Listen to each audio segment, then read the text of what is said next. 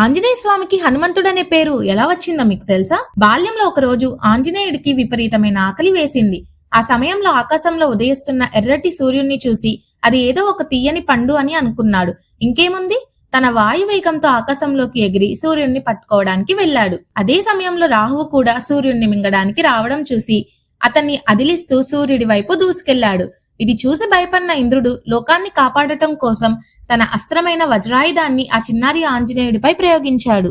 వజ్రాయుధం నేరుగా వెళ్లి ఆంజనేయుడి గడ్డానికి తగిలింది. సంస్కృతంలో గడ్డాన్ని హను అని అంటారు. ఆయన గడ్డం కొంచెం వంకర తిరిగి విరిగిపోయింది. గడ్డం విరిగిపోయింది కాబట్టి ఆ రోజు నుండి ఆయనకు హనుమంతుడు అనే పేరు వచ్చింది.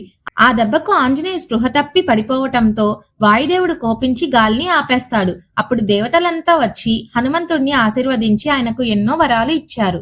అలా ఒక చిన్న అల్లరి పని వల్ల సాక్షాత్తు ఇంద్రుడి వజ్రాయుధాన్ని ఎదుర్కొని హనుమంతుడయ్యాడు మన స్వామి.